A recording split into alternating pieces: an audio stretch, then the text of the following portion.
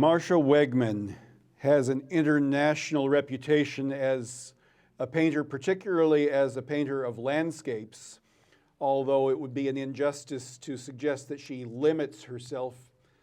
For the past several decades, Marcia has been building her reputation as one of America's most eminent artists, working primarily in pastels.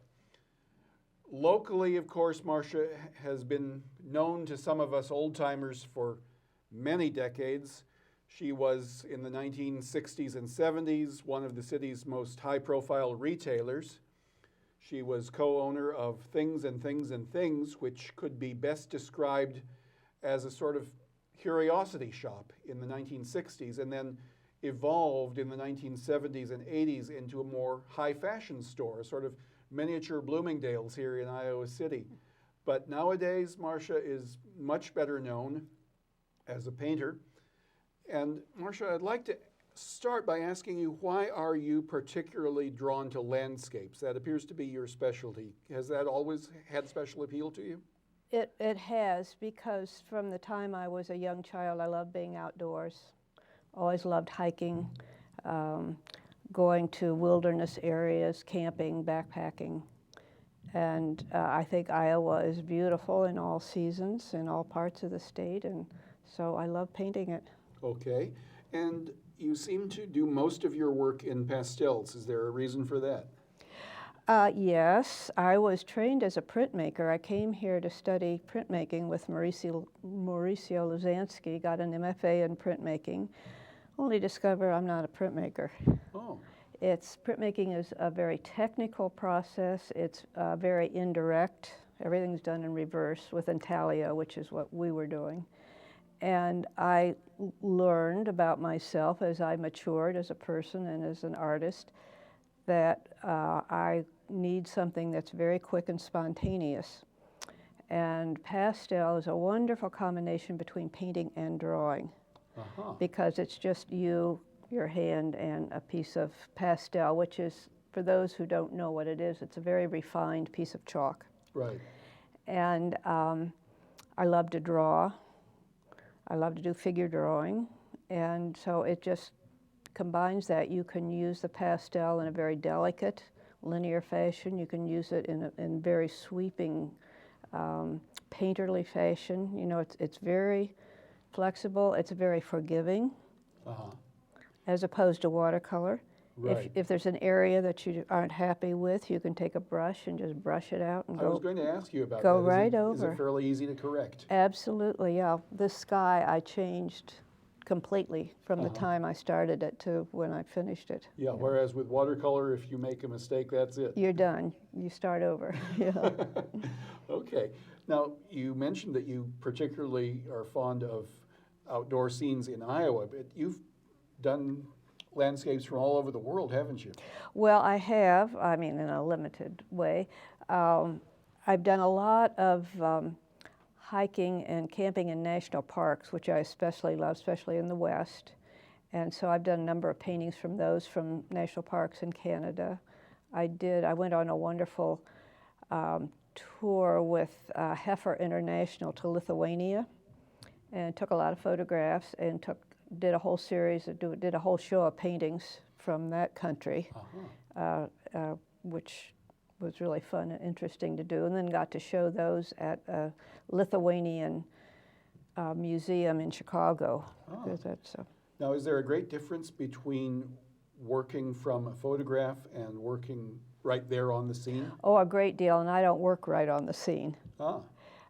It's too difficult. I have a very large selection of pastels in my studio, and you have to really limit yourself. If you work outside, you are constantly fighting the elements, especially the light, because the light changes so quickly, and it's all about the light. It's the way the light hits the land, hits the whatever, the trees, the rocks, the sky, what you're looking at. So it just doesn't suit my way of working. I really enjoy the detail. When I paint, it's a very specific place. And I'm not comfortable outside. I'm getting old enough that I don't want to sit on the ground or stand out in the wind or the rain, and I like the comforts of my studio. Okay, well, let's talk about this place. Where is it? This is Johnson County, one of my favorite places to go.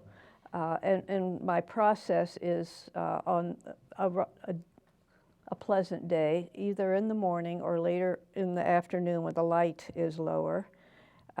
Midday is not a good time for taking photographs for painting reference.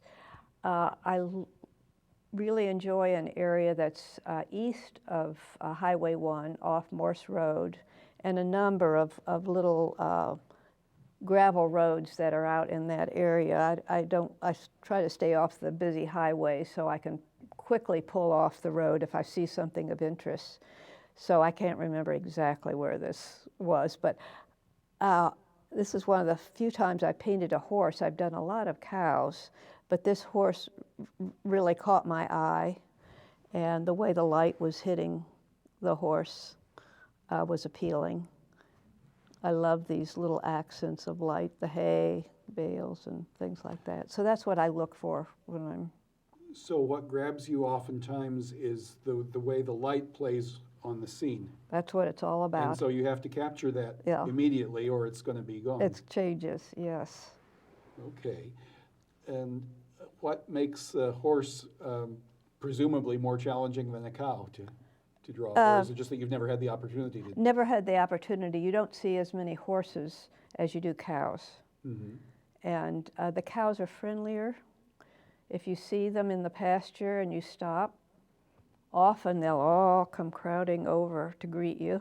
Oh, that's wonderful. I've never had any idea of that. Oh, I'm sure they're looking for food, but they're very friendly too. And I've done several where they're all lined up looking at me, and I have the sense that they're saying, "Oh, take my picture, take my picture." That's great. Do you happen to know to whom this farm belongs? I have no idea. Yeah. Okay. Well, now, one thing I'm curious about, because I have no talent at all as a graphic artist, I'm a writer, but it seems to me that any type of artist will put their personality into their work somehow. Can you talk a little about how a painter or a sculptor or anybody who works with the visual arts manages to work their own personality into their work, or is that not as important? I don't think with most professional artists it's not a conscious thing. I think it simply happens as you evolve creatively, and I imagine it's the same. I know it's the same with the writer, that you just naturally develop your own way of working.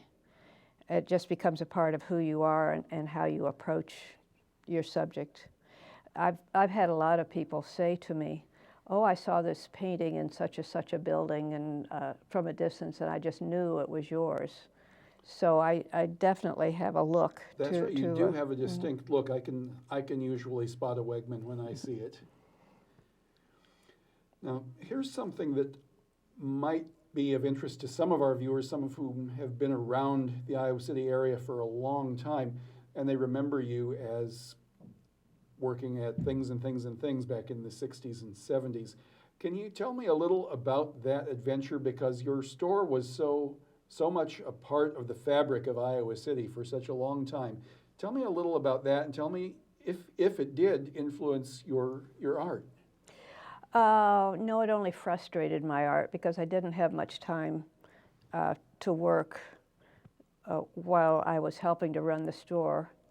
My husband, my former husband, Tom Wegman, was the main person there, and his sister, Doris Marcia, was a partner. I was fortunate in that I always, in the 34 years we had the store, I worked part-time, like 30 hours a week. So I had a little time for my artwork.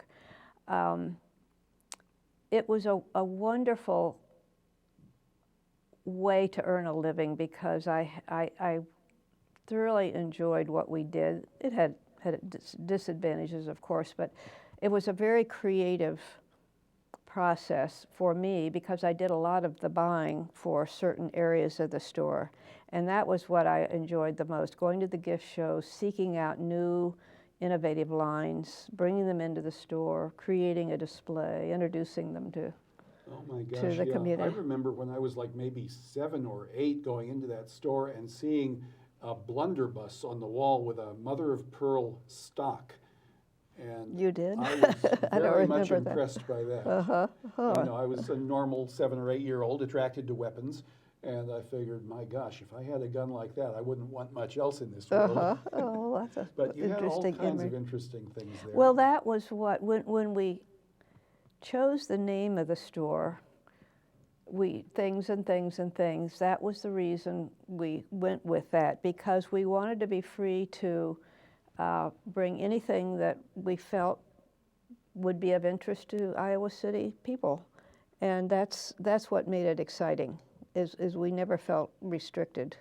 And our original store that we were renting burned down in 1970. I remember that too. That was very dramatic, and the coldest day of the year. But it gave us the opportunity to, because we were just renting that space, to buy the property that the fire had destroyed and build our own building.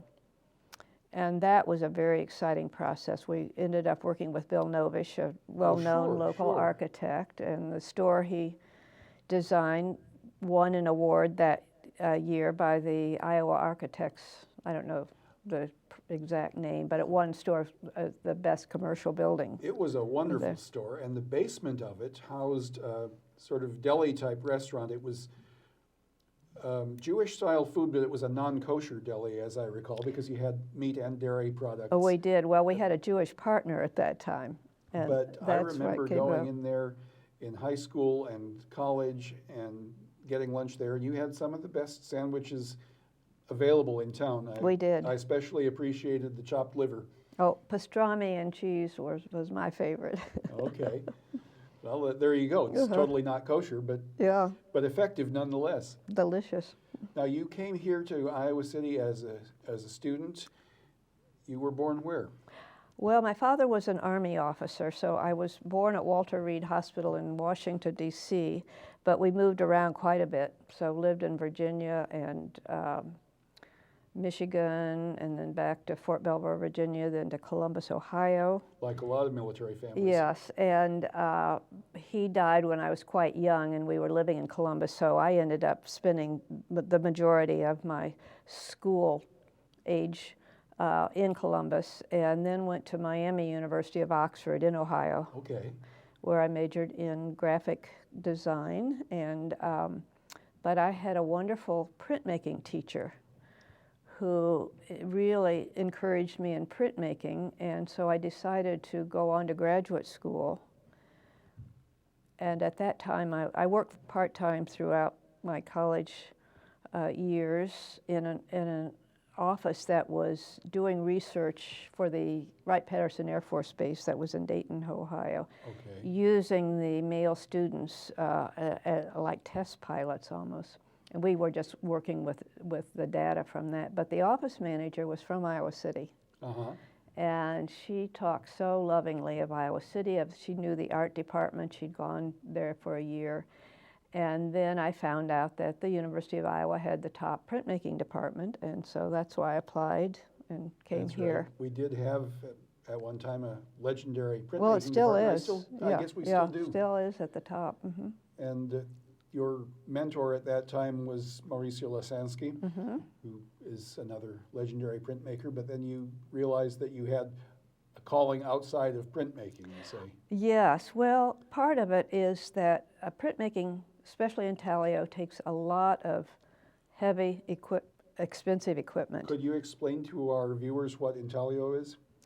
Intaglio means printing from a lowered surface. So they use a lot of different materials now. We use copper plate, big sheets of copper, which we either, one way is covering it with something that will not allow the acid to eat into it, and then you carve away the areas that you want the acid to eat in. You put it in an acid bath, and it eats away at that area. Okay. And then that sounds dangerous. It's very dangerous. And when I think back about it, there was a separate little room with this big trays of acid, but we never, I don't remember wearing gloves or masks or anything like that. So once you get your plate, either you can engrave too with an engraving tool, but you're digging down into the copper, and then the process is once you're finished, you roll ink over that so it goes down into those lowered surfaces, wipe the top off so that's clean, and you've just got the ink in those lowered surfaces. Put it through a press with the paper, which has to be dampened, and then that press picks the ink up off the paper. Okay. It sounds like the process of producing a pastel landscape is maybe both more and less complicated than that. Much less, much faster. Okay, how long does it take you to do a work like Well, that? I don't work, because I work very quickly and very intensely, I usually only work like an hour or so at a time, and then I do something else and I come back to it. So something like this might take about 2 or 3 hours a day for maybe 4 or 5 days. Okay, so you're quite prolific. You probably turn out a lot of landscapes I and do. other works.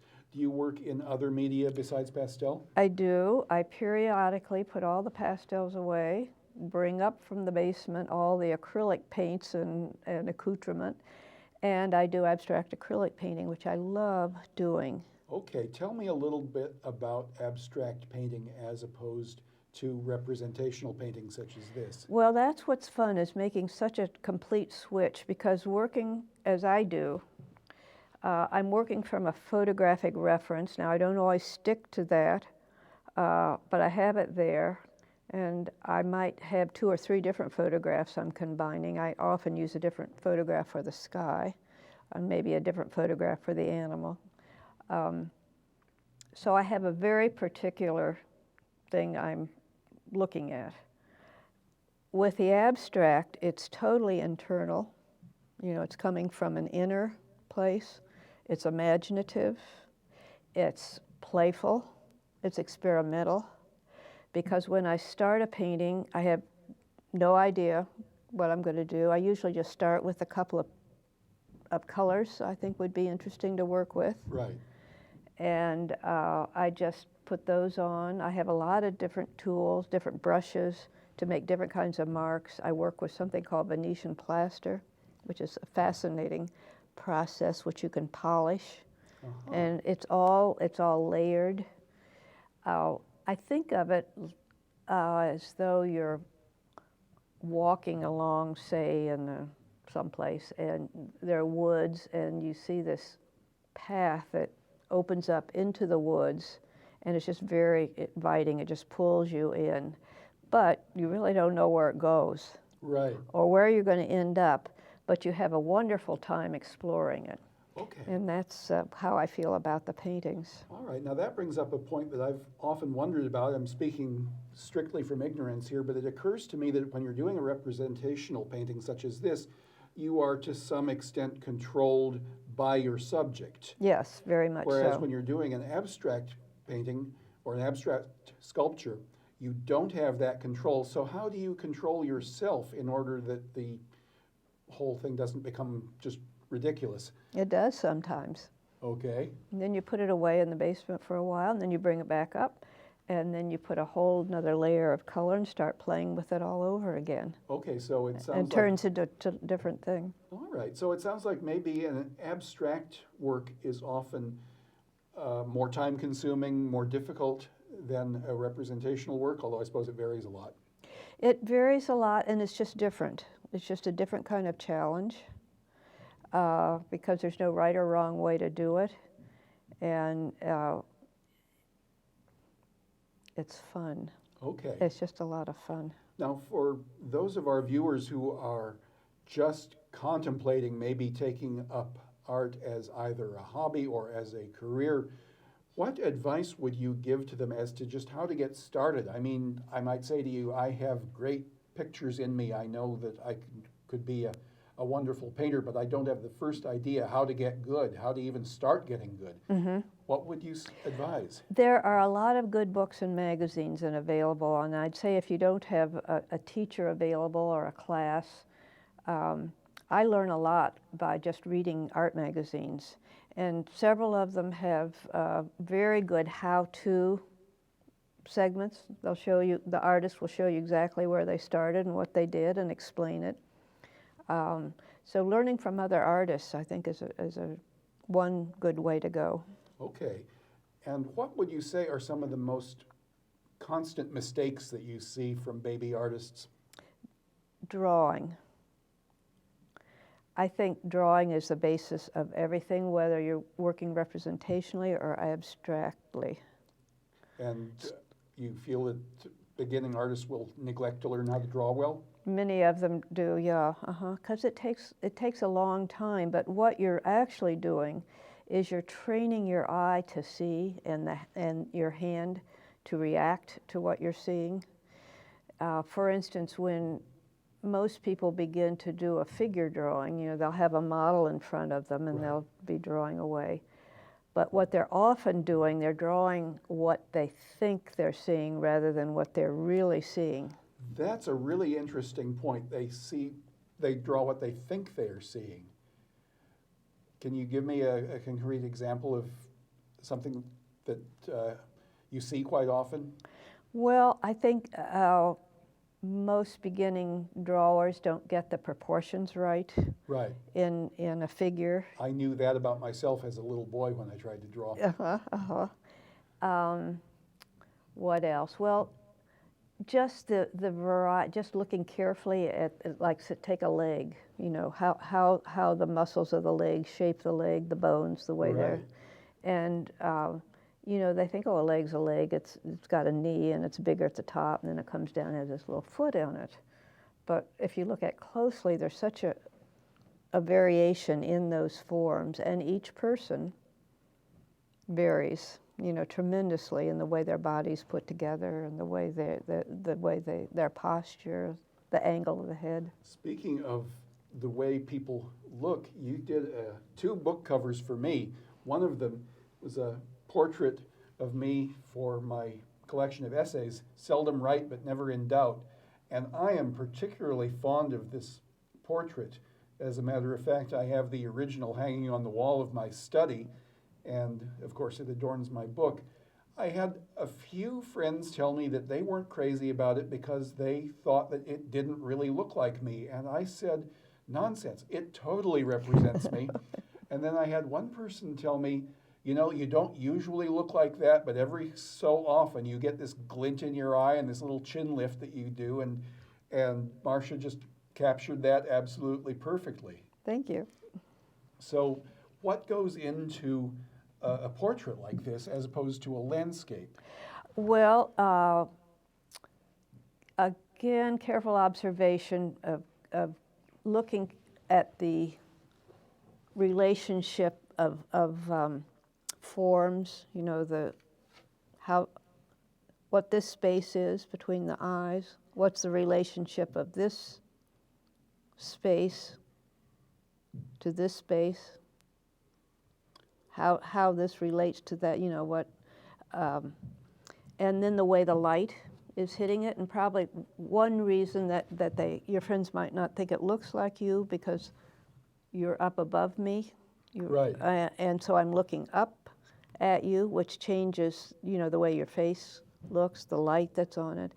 And then the other thing about doing portraits, I think, is capturing an emotion, a sense of who that person is. That's what I like about this portrait, because you did definitely capture a certain aspect of my personality. Not everybody would agree that it's the most pleasant aspect of my personality, but it's a part that I like. So maybe that's why I like this portrait so much. Another book cover you did for me was my latest novel, Ambitions. And once again, I served as the model for this bald-headed man in the foreground who is sort of looking back over his shoulder at these people engaged in Sisyphean labor.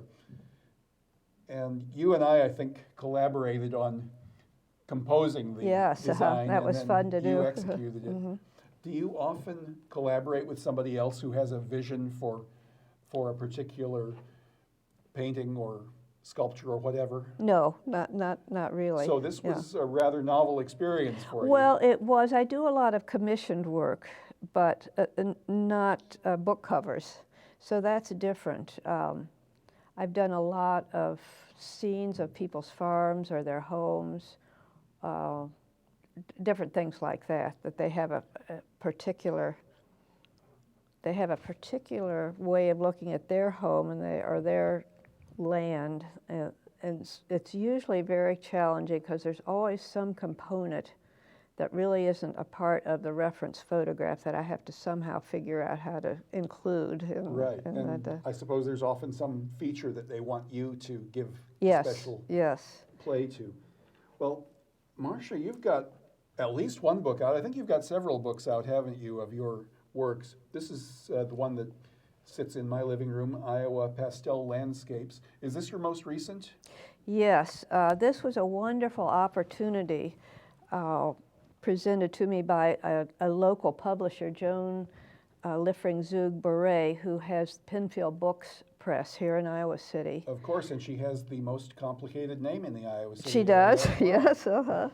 But she's a very experienced book publisher, and we're good friends. And she said, "I want to do a book of your landscapes, of your Iowa landscapes." So it was a very interesting process to learn how a book goes together. I'll bet. And a lot of work on my part, but more on hers. And it's a wonderful tool for me to have because it can help me sell my work, and it's available in Iowa City. And okay. Do you have another big project upcoming, a book project or anything of that sort?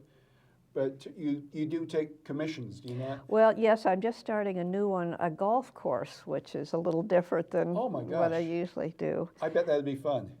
I think it will be. And I did another golf course for a friend, an Arizona golf course, but this is the golf course that's part of Riverside Casino. Okay. And I was greatly helped by a friend, Jo Eland, who was a wonderful photographer, and she has a drone, because the man commissioning it is Bob Burns, who owned the land originally. And he wanted an aerial view, so Jo was able to go out with us with her drone and take pictures from above. Oh my gosh. And it'll be a bit of a challenge. I'm just getting sounds like started such a on it. complicated process. My goodness. I But had no idea that so much went into something like that, but I imagine it would. Do you have favorite part of a golf course? well, Bob does. So, he's telling me what to do. Okay, good. Since it's for him. Well, now if somebody wanted to commission a painting from you, how would they get in touch? Do you want Call me. I'm in the phone book, or I have a Okay. website, and you can find my email through that. That's Marcia Wegman, Wegman. Marcia Wegman has been my guest on this show, and the show is Interesting People with Joseph Dobrian, and Marcia is certainly one of the most interesting people I know. So thank you very much, Marcia Wegman, for being on this show, and thank you all.